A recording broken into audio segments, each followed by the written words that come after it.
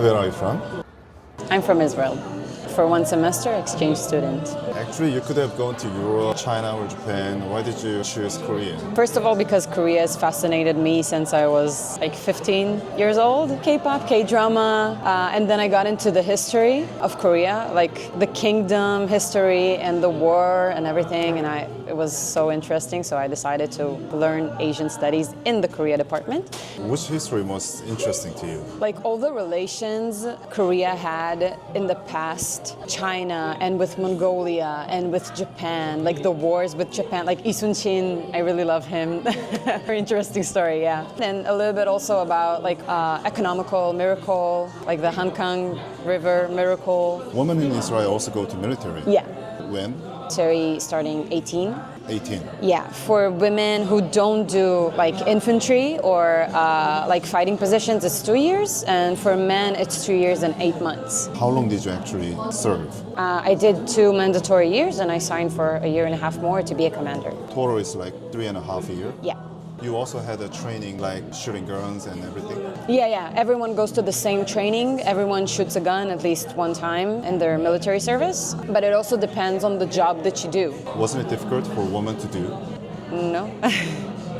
Like it's not carrying something very, very heavy or having, like it's the same. A man can shoot a weapon, a woman can shoot a weapon, it's the same thing. What did you do exactly in the military in Israel? I was an officer and I was at the borders of like South Israel, so the borders with Egypt and with Jordan. There are girls who are watching cameras on the borders and I commended those girls. I was one and then I became a commander and I commended those girls. It's hard to imagine. Yeah. Usually what we would experience is like smuggling drugs from Egypt or Jordan into Israel and we would try to stop that. In Korea, only men go to military. Some people say that women should also go to military. As an Israeli, what do you think about it? Like if it should be mandatory. Regarding Korean society, I don't think so. You don't think women should go to military? Like mandatory? No. If they want to, they should. Because I think it builds character. National security situation in South Korea does not demand it. If it was like worse or if it was more dangerous, then I would say, yeah, you should definitely have women serve mandatory service. It has been always controversial in Korea to give some advantage to men who serve in military, but some people don't agree with that. If you serve the military, it's the most natural thing to give points, like points, for someone who did his service to the country. Even in Israel, if you cannot do a military service, you can do a national service, ambulance, or working at the fire department, like doing something for the community. Giving 2 years of your life, like mandatory if you don't do the military. So I would say maybe not exactly the military because it doesn't fit everyone, and it's okay doing military service. It's hard, it's difficult. Mentally, physically, some people cannot do that. But I think everyone can do community service to some kind of extent. But regarding Korea, I would say maybe they should tell women to do this kind of community service. You served the military, I did my community service. We both gave to our country, so we're the same. The relationship between the soldiers are really hierarchical. How about in Israel? Language thing in Korea that you have to speak very formally. So we don't have that. Even as a commander, if I speak to my soldiers that are under my command, it's obvious that it's a command, but I say please and I say thank you. And I don't say like, you need to do this and this and this. It's very obvious that there is some hierarchical difference.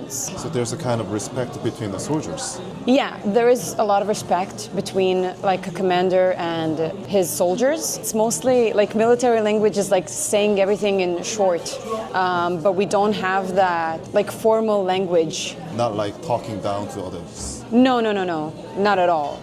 From what I've seen in Korea, usually soldiers, when they go back home, they don't go back with their personal weapon with them. And in Israel, sometimes you do go back home with a weapon. It's not dangerous? Sometimes it's necessary, like instructions of what to do when they get back home, like they need to pull the weapon apart. In Israel, when you see a soldier with a weapon, you actually feel safe. In the metro, on the bus, if you see a soldier, like an Israeli soldier with a weapon, me, as like an Israeli, I feel safer. If that happened in Korea, people are going to misunderstand. He kind of ran away from the military. So it's completely different nuance. You were not involved in a real battle? Regarding what I did in the military, no. But I had some friends who were like fighters, and they carried weapons all the time, and they were like in the battlefield. This is a thing where gender does become a problem, even for female fighters. It is always a problem because women have wombs. And if they get abducted by any chance, they could get pregnant, and men cannot. So when it was stuff like operations inside the country, it was okay to have women, but if it was operations outside the country, usually it would only be for men. Actually, in Korean military, committing suicide happens. How about in Israel? It does happen sometime. Is it often? No. Recently, mental health became very important. If you have like mental struggles, you can just go to your commander and ask to see like psychologist or like psychiatrist. Your commander is obligated to give you that option. I think military culture in Israel is more advanced. I don't know if it's advanced, but it's like it's more fitted to the society needs because they really understand that every part of society serves the military in some type of way. Then was it rewarding? The soldiers, the people who went under my command, I feel like it was very rewarding because it's watching people grow and helping them realize stuff about themselves and become better and smarter and stronger. Mentally, I would say mostly. It's an honor to be a commander because people learn from you a lot and you learn from them a lot. It's like being a teacher.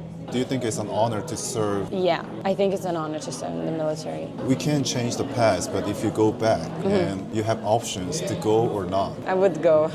you'd go. Yeah, like as an 18-year-old that has to serve the military, if I have a choice whether to go or not go, I would go. Is it more like personal reason or to defend your country? I think those two reasons are combined together because it's not only protecting like my country, it's protecting my family, like the people I know back home.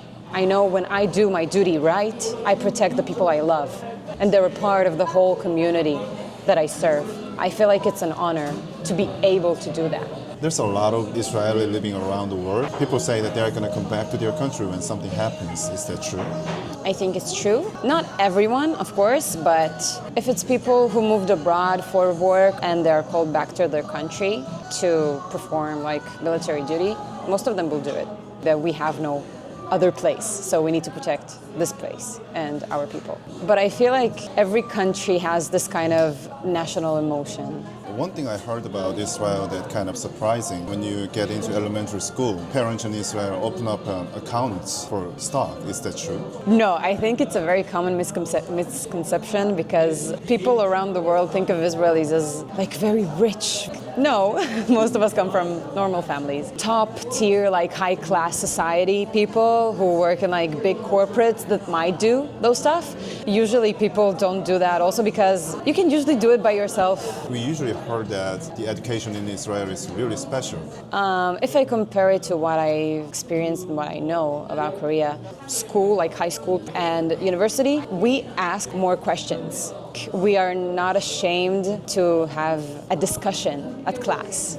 But if I raise my hand and ask a question, it's fine because it's still related and it's the teacher's job to answer my question. It's quite different in Korea. We're kind of shy to ask a question. Yeah, exactly. Regarding to this, like it's a little bit better in Israel because it makes education more fun and it's not just like remembering everything for a test. You also get special education about finance since you were young. No.